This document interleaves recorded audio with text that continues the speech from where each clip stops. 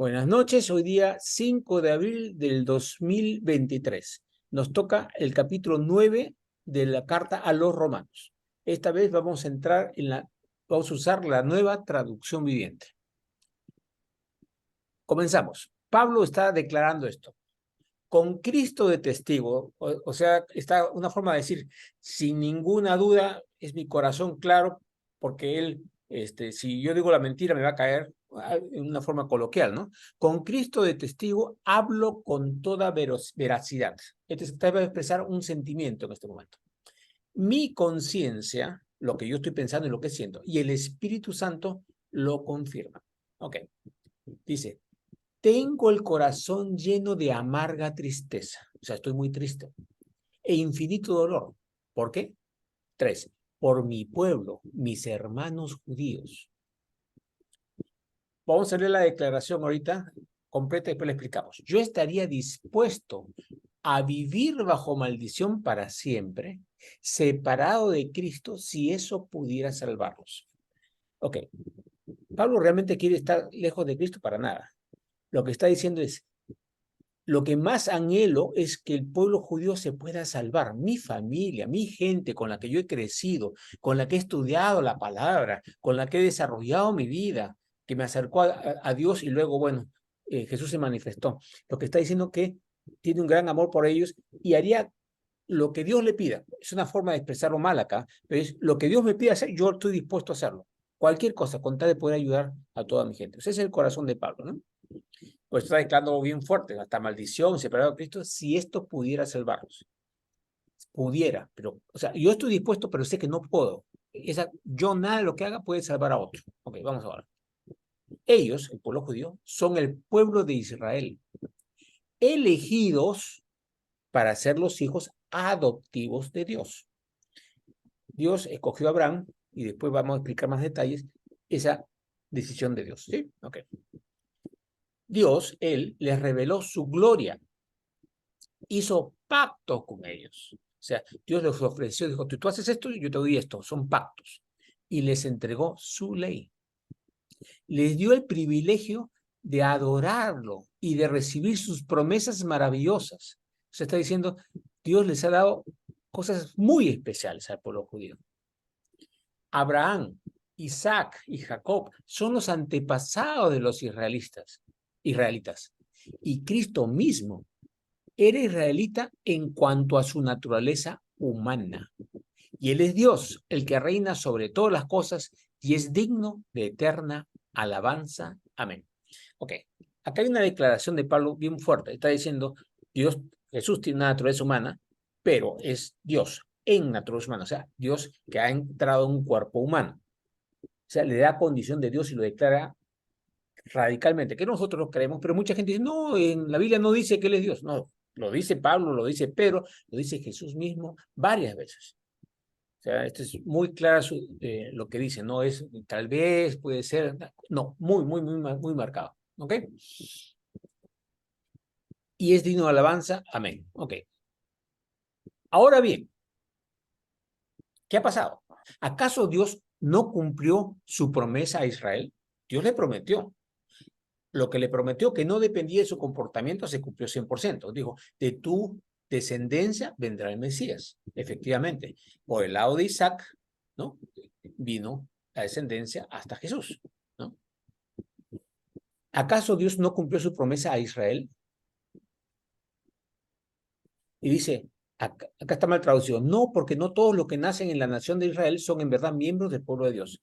No, sáquenlo. Y se dice, los que han nacido no todos los que han nacido en la nación de Israel son en verdad miembros del pueblo de Dios. Ser descendientes de Abraham en la carne no los hace verdaderos hijos de Abraham. Pues las escrituras dicen, Isaac es el hijo mediante el cual procederán tus descendientes. ¿Quién es Isaac? El segundo hijo de Abraham. El primer hijo fue Ismael, cuando tuvo relaciones con la egipcia esclava de Sara, porque como Sara sentía que no iba a poder tener hijos, quería tener hijos a través de su esclava, contra lo que Dios le había dicho, en Sara te traeré a descendencia. Se apuraron y tuvieron otro hijo, pero de ahí no es el pueblo de Israel. El pueblo de Israel, la promesa es según lo que Dios ha determinado, ¿no? Entonces dice, a través de Isaac va a venir los descendientes. Ok. Y otra vez dice, aunque Abraham también tuvo otros hijos. Eso significa 8, que no todos los descendientes naturales de Abraham son necesariamente hijos de Dios. Acuérdense que es uno hijo cuando Dios te adopta. Y Dios te adopta cuando tú decides que quieres que Dios sea tu rey, tu Señor y todo. Hemos conversado sobre la salvación por gracia, ¿no es cierto? En esa época todavía Jesús no había venido, ni había fallecido, ni había muerto por nosotros, ¿no es cierto? Ni había resucitado. Entonces dice, solo los hijos de la promesa son considerados hijos de Abraham, pues Dios había prometido, volveré dentro de un año y Sara tendrá un hijo. La promesa que Dios había hecho, voy a venir y Sara va a quedar embarazada de ti y va a tener un hijo, Isaac, y de ahí te va a venir descendencia. Entonces la promesa estaba dada. Cuando nosotros nos salimos, Dios no falla a sus promesas. Somos nosotros los que hacemos cosas diferentes. Pero si Dios te dice, en la mañana del 30 de julio, te levantas y haces una llamada telefónica a tal banco y va a venir tal cheque para ti. Pero si no me levanto y no llamo, no hay el cheque. O sea, la promesa tiene condiciones. La mayor parte de las promesas de Dios van con condiciones. ¿Para qué? Porque si no queremos hacer lo que Dios quiere, lo que Dios nos pide, entonces no podemos recibir bendición. Ok. Entonces, una promesa. Seguimos. Este hijo que venía de Sara fue nuestro antepasado Isaac. Acuérdense que Pablo está hablando de los judíos, ¿ah? Un grupo de judíos en Roma. Cuando se casó con Rebeca, Isaac dio a luz mellizos. Esa es otra parte de la historia, que eran Esaú y Jacob. Sin embargo, antes de que nacieran, antes de que pudieran hacer algo bueno o malo, ella, Rebeca, recibió un mensaje de Dios. Dios le reveló algo. Está en la Biblia exacto esto. ¿Eh? Este mensaje demuestra que Dios elige a la gente según sus propósitos, los de él, no los nuestros. Él llama a las personas, pero no según las buenas o malas acciones que haya hecho, porque nos llama antes de haber nacido. Este ejemplo, vamos a seguir un poquito más. Se le dijo, tu hijo mayor, a Rebeca, tu hijo mayor, que fue Saúl, servirá a tu hijo menor. Como dicen las escrituras, amé a Jacob, pero rechacé a Esaú. Ok. En realidad, si pensamos, los dos eran, entre comillas, igual, ¿no es cierto? Nacieron. Y Rebeca oró y le dieron una profecía, lo reveló. Y Dios le dijo que el segundo hijo iba a mandar al primero. Isaac, el padre, no aceptó lo que Dios dijo. Él prefería a Esaú, según la carne. Jacob, el segundo, su madre lo tomó porque sabía quién era. Es la promesa que Dios le había dado. Entonces, y después sabemos la historia de que Jacob compró la primogenitura a Esaú. Esaú mostró un total menosprecio de Dios cuando vendió su primogenitura por un plato de lentejas.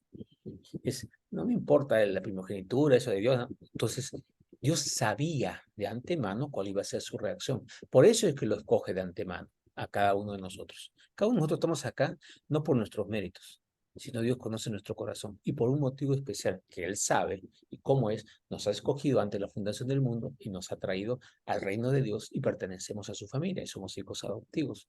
Hemos explicado eso de hijos adoptivos en otro momento. Y eso es un regalo enorme, porque Dios, no por las obras que hayamos hecho, hacemos una obra y nos da, no, Él ya conoce nuestro corazón, conoce nuestra intención y por eso escoge a las personas que van a hacer eso. No es, ok. Entonces vamos a seguir hablando. 14. ¿Estamos diciendo entonces que Dios fue injusto? ¿Escogió a Jacob y a Esaú cuando todavía estaban en el vientre de su madre? Por supuesto que no, dice Pablo. Por supuesto que no. Pues Dios le dijo a Moisés, empieza a citar varios pasajes del Antiguo Testamento. Tendré misericordia de quien yo quiera y mostraré compasión con quien yo quiera. Ahora, el querer acá no es como es mi terquedad y como a mí me dé la gana. Como Dios es un Dios de amor, Él quiere a la gente que va en su camino de amor o que va a escoger esas cosas. Entonces, ¿A quién le muestra favor? Al que conoce de corazón, porque va a ser. Ok, pero va a explicar más. Por lo tanto, es Dios quien decide tener misericordia. Misericordia, acuérdense, perdón no merecido. No depende de nuestro deseo y nuestro esfuerzo. Nada de lo que hagamos es para eso. Él es nuestro corazón, que Él ya conoce de antemano y va desarrollando para que sigamos creciendo. O sea, el plan de Dios con cada uno de nosotros es individual y perfecto. ¿O qué dice? Pues las escrituras cuentan que Dios le dijo al faraón, está diciéndoles, mira cómo sabe el corazón de cada uno. Le dice el faraón con la boca de Moisés y de Aarón cuando estaban ahí, le dice, te he designado con el propósito específico de exhibir mi poder en ti y dar a conocer mi fama por toda la tierra. ¿Por qué lo escogió este faraón? Porque este faraón, por su terquedad, no dejó ir a Moisés. Si hubiera sido una plaga, ¿ok? Una cosa así, el mar rojo se pone rojo y ya está, ya vayan, vayan, vayan. Y luego no perseguía al pueblo judío, no hubiera sido pues notorio. Pero por como él era, él estaba ahí y no quiso 10 plagas y luego todo, inclusive el mar que se llevó por su terquedad enorme. Él sabía lo que iba a reaccionar, conocía su corazón, conocía su alma y lo escoge porque eso permitió que todo el pueblo judío pudiera entender su poder. ¿Para qué? ¿Para decir qué fuerte soy, qué poderoso? No, para que se den cuenta de que Dios puede tomar control de todo y si creemos y nos apoyamos en Él, podemos tener unas bendiciones enormes. Dios demuestra su poder para que nosotros confiemos en Él y nos apoyemos en Él. ¿Para qué? Para que podamos ser libres, podamos andar en paz, en gozo, todo lo que necesita. Pues nuevamente, no lo hace por orgullo. Es totalmente. Nosotros los humanos hacemos una cosa para mostrarnos que buenos somos. Manifestar la gloria de Dios no es para decir que bueno es Él es dueño de todo, no le interesa. Tiene todo el mundo, ¿no? La esfera celestial adorándolo. Él lo que quiere es que nosotros podamos crecer y nos muestra para que podamos desarrollarnos. ¿Ok? Ese es el sentido de este pasaje. 18. Así que como ven, Dios decide tener misericordia de algunos y también decide endurecer el corazón de otros para que se nieguen a escuchar. Y miren lo que dice acá, por eso le digo es el pasaje un poco difícil este. Ahora bien, ustedes podrían decir, ¿por qué Dios culpa a las personas por no responder? ¿Acaso no hicieron sencillamente lo que Él les exige que hagan? O sea, si, ¿por qué va a culpar Dios a eso? ¿No? Primer punto de la respuesta de Pablo dice, no, no digan eso. Y ahora nos dice a cada uno de nosotros, ¿quién eres tú? Simple ser humano para discutir con Dios. ¿Acaso el objeto creado, nosotros, puede preguntar a su creador, ¿por qué me has hecho así? Cuando un alfarero hace vasijas de barro, no tiene derecho a usar del mismo trozo de barro para hacer una vasija de adorno y otra para arrojar basura. Del mismo barro.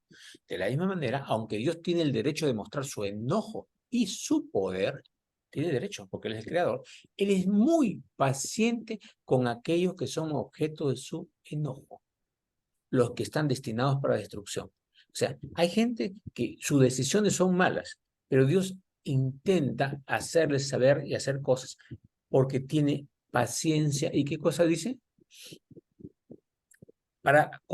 Aún con los que se equivocan, aún con los que no quieren. Porque al final, lo que quiere que cada espíritu pueda entender, cuando ya pasemos al mundo espiritual, cuánto es su amor, su misericordia y cuánto quiere que nos acerquemos a Él. Para que por decisión propia, por libre albedrío, decidamos, este Dios, este es el que yo quiero, este es el que me ama y este es el que quiero seguir. ¿Ok? 23. Lo hace para que las riquezas de su gloria brillen con mucha más intensidad sobre aquellos a quienes les tiene misericordia. O sea, que nos demos cuenta, cuando hay oscuridad, se ve más la luz. Entonces, cuando el mundo está oscuro, y el mundo está oscuro, entonces cuando podemos ver los chispazos de Dios, vemos luz y podemos querer más de esa luz y acercarnos a Él. La idea es, sin oscuridad no apreciamos la luz, ¿no? Otra vez leo 23. Lo hace para que las riquezas de su gloria brillen con mucha más intensidad sobre aquellos a quienes les tiene misericordia. Nosotros, los que preparó de antemano para gloria. Qué tal promesa, qué tal privilegio que tenemos por nada que hemos hecho, por conocer nuestro corazón y quiere a nosotros, nos ha escogido antes de la fundación del mundo. Y nosotros, dice Pablo, estamos entre los que él eligió, ya sea del grupo de los judíos o de los gentiles. La mayor parte de nosotros somos el grupo de los gentiles, no judíos. Y miren lo que dice acá sobre los judíos, sobre los gentiles, perdón.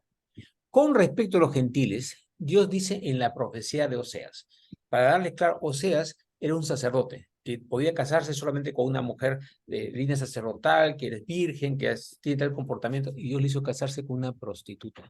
Y de ahí sale toda una serie de enseñanzas, que lo voy a enseñar cuando termine el libro de Romanos, vamos a enseñar Oseas. Dice, a los que no eran mi pueblo, ahora los llamaré mi pueblo. O sea, los gentiles, los que no éramos, los que no somos judíos, que tenían esa promesa, aún de ahí va a haber gente que yo quiero. A los que no eran mi pueblo, ahora los llamaré mi pueblo. Llamaré a los que antes no amaba. Esta palabra de amar es expresar su amor, porque en realidad acá hay una confusión en la traducción, porque Dios dice claramente, de tal manera amó Dios a quién, al mundo, a cada uno de los seres creados, que mandó a su Hijo para que todo aquel que en él crea no se pierda, mas tenga vida eterna. En este versículo dice, y demostraré mi amor a los que no le mostraba mi amor. Y no mostraba amor porque, ¿cómo puede mostrar amor si no se comunican con él, como si no lo aceptan a él? Si no le abres la puerta, alguien no puede entrar y darte cosas. ¿Me entienden? A eso se refiere, no le muestro mi amor. Es diferente la traducción, ¿ya?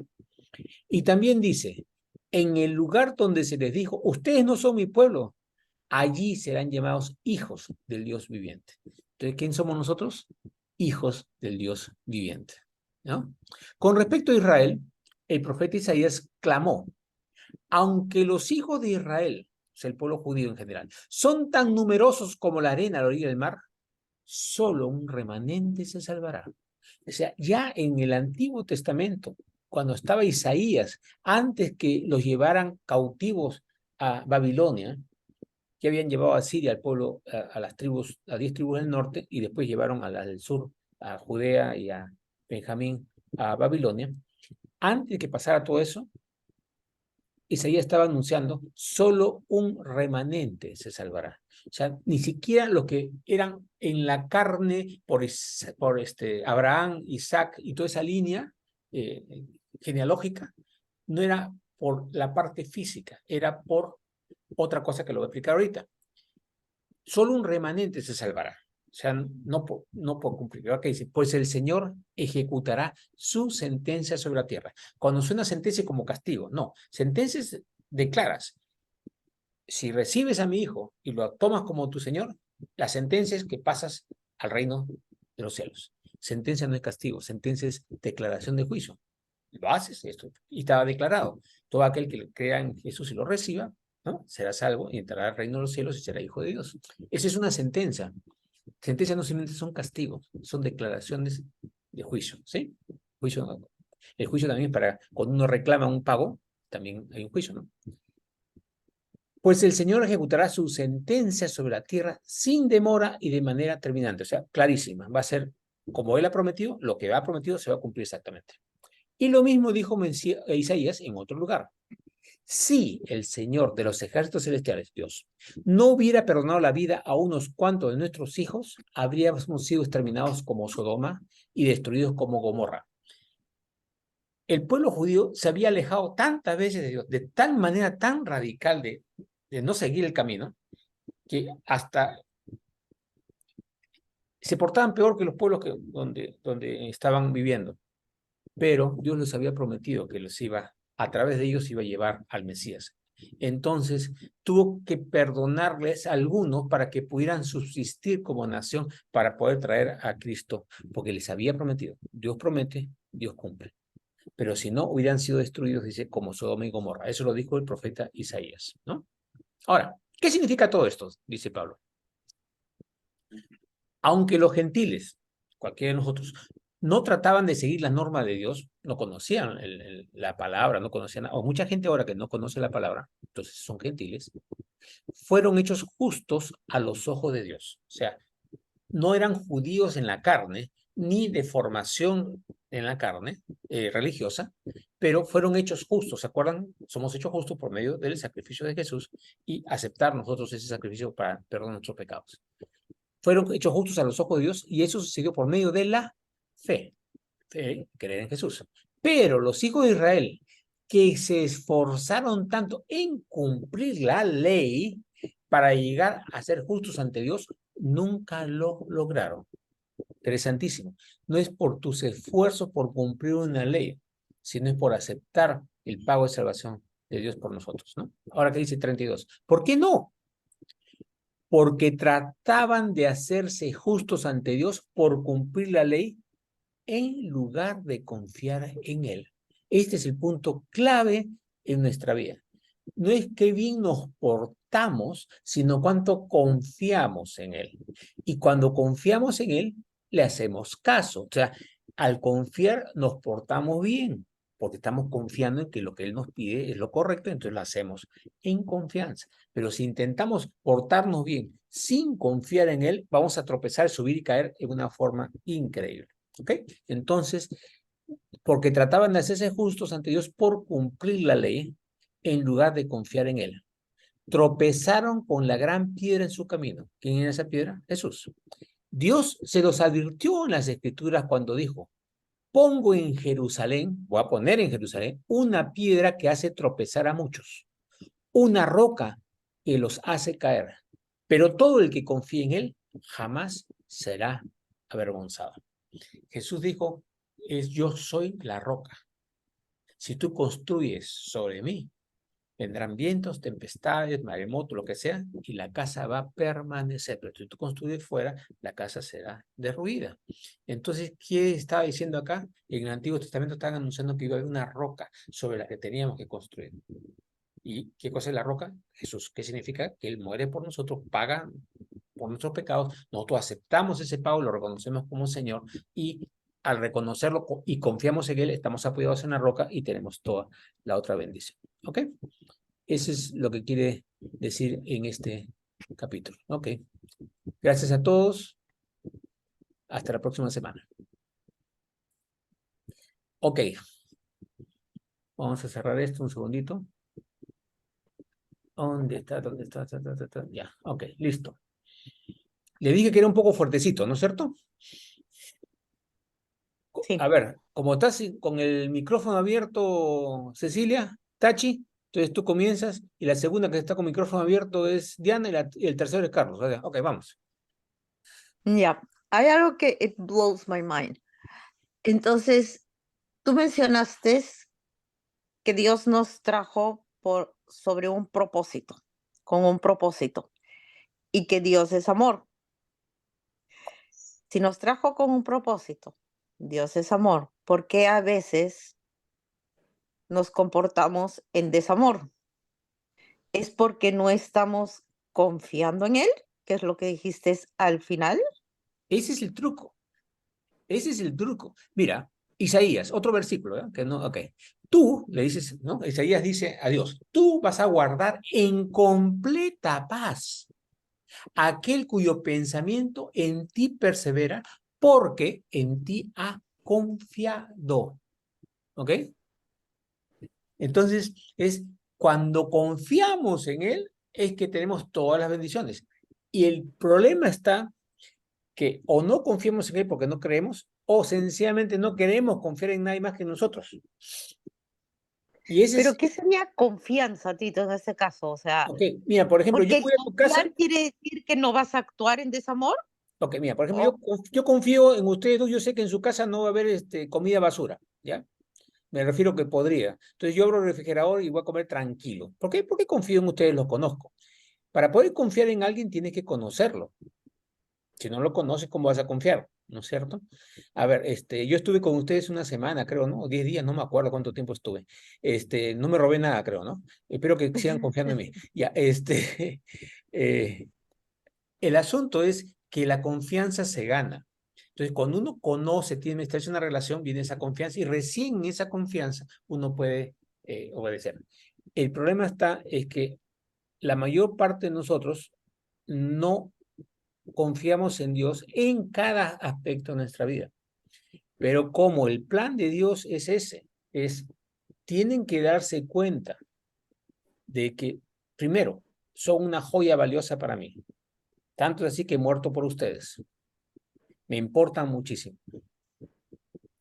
Ahora puede que acepten y entran al reino. Ya les he explicado que luego, después del milenio, va a haber un juicio final y en ese juicio final la gente se le va a presentar sus errores y si es que no han rechazado a Dios por completo, acuérdense que hay un solo pecado que no se perdona, que se entiende mal, que es la blasfemia contra el Espíritu Santo. O sea, no quiero saber nada contigo, tú eres una porquería, Dios, o sea, pero no con el conocimiento terrenal, sino ya con el conocimiento espiritual. Ojo, ¿ah?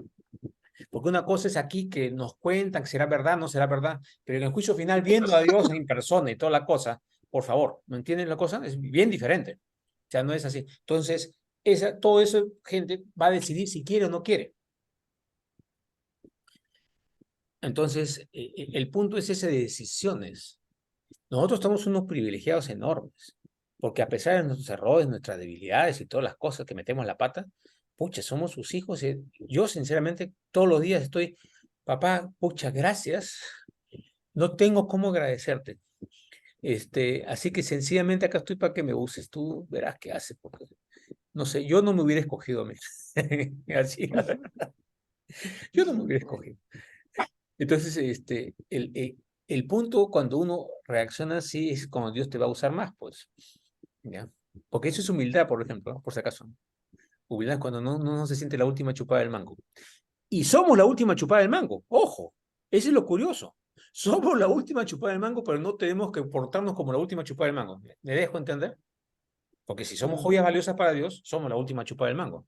Pero si nos sentimos que yo sé, no, es su amor en nosotros, su poder en nosotros, ¿no? Porque separados de Él no podemos hacer nada. Ok, no sé si explicó eso, pero mientras tanto anda pensando en otra Tachi. A ver, Diana. Me llamó la atención esa parte que dice que Dios endureció los corazones. ¿Cómo es que Dios endurece los corazones? Eso suena bien feo. Le dije que había un pedacito que iba a sonar feo. Se los avisé de antemano. Vamos a entender esto. Cuando cada cosa que nosotros hacemos, a ver, vamos a hacer de una forma más como entrenamiento para un deporte. Entonces, por decirte, estamos siendo entrenados para algo o en el ejército en cualquier parte y no queremos hacer un cambio en algo. Entonces, nuestro instructor se pone mucho más, ¿cómo se llama? Recio y a veces te trata de una forma dura para que reacciones. O sea, cuando tú estás así nada más, a veces no ves si es bueno o es malo. Cuando has metido la pata de verdad, te das cuenta y dices, pucha, que por acá no es el camino. O sea, a veces tiene que ponernos una situación que tomamos una mala decisión para que una vez nos demos cuenta que estamos mal. Primero, no nos olvidemos, Dios es amor. Si hace algo, lo que haga tiene un sentido de amor profundísimo que no podemos entender. ¿Se acuerdan de la clase de Job? No sé quién estuvo, no, ustedes no estuvieron. Karen, ¿tú estuviste en Job? No, no creo, ¿no? Sí, ¿La clase de Job?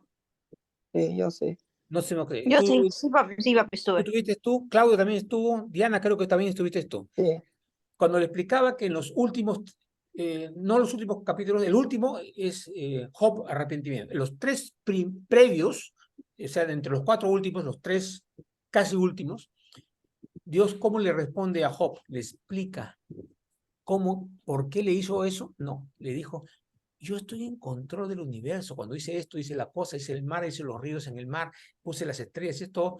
Entonces, después de toda esa explicación, agarra Job y dice, ¿qué estoy haciendo? Al creador del universo, al que sabe todo, al que es amor, le estoy diciendo que se equivoca, que está tomando malas decisiones. Entonces agarra, baja la cabeza y dice, bueno, señor, acá estoy. Yo te voy a preguntar, pero no para inquirirte, te voy a preguntar para que tú me enseñes. No para decirte, oye, ¿por qué has hecho esto? No, no, no. Te voy a preguntar para que me enseñes, porque yo soy tu pupilo, tu alumno. Tú eres el que sabe, yo no sé. Esa fue la declaración de Job. ¿No? ¿Te acuerdan? Toda la clase esa que hicimos. No me acuerdo si fue una sí. sesión o dos. Ya. Entonces, eso es lo mismo. Yo sé que suena feo a nuestros ojos. ¿Cómo puede endurecernos así para que nosotros suframos? Es que a veces tienen que, en el entrenamiento nos ponen a veces cosas bastante duras para que podamos cambiar. O una persona la meten en la cárcel para que cambie porque ha cometido un delito, ¿no? Entonces tú cometes un delito, ya, pues no, sigue nomás para que mates a otro. No, a veces tienen que hacer las cosas bien, bien duras para que pueda haber cambio, ¿no?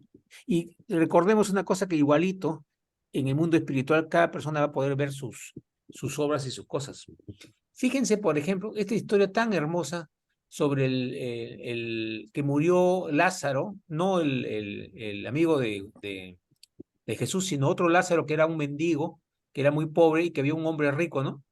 Ok, y Lázaro estaba en los brazos de Abraham, y el hombre rico, cuando ve esa diferencia que está sufriendo, le dice, Padre Abraham, manda a Lázaro para que mis hermanos se arrepientan y no vengan acá. Fíjense, en el mundo del espíritu, estando él en un sitio de castigo, él está reconociendo que ha cometido pecado, que se ha equivocado, y está en amor pidiendo por su familia. ¿Verdad? ¿Se dan cuenta? Eso nunca se los he explicado, ¿verdad? Así, ese pedacito así nunca se los he explicado. Porque hay tantas cosas que no he explicado, pero entonces es el castigo o lo que estaba pasando lo hizo entender a este hombre. Acuérdense que en el mundo espiritual un día es como 1000 años. O sea, las cosas no es que va a estar castigado para siempre, eso no. El castigo ese eterno es para, eso todavía no existe, es para después del juicio final, para los que se resistan. Y yo, sinceramente, no dice que va a ser para siempre para todos. Satanás dice que posiblemente para siempre. No sé, se arrepentirá, no sé si se arrepentirá o no. La verdad que no sé. Esa parte no la sé. Pero Dios quiere que cambiemos para poder darnos su paz, su amor, su gozo. Entonces, por eso tiene que corregirnos.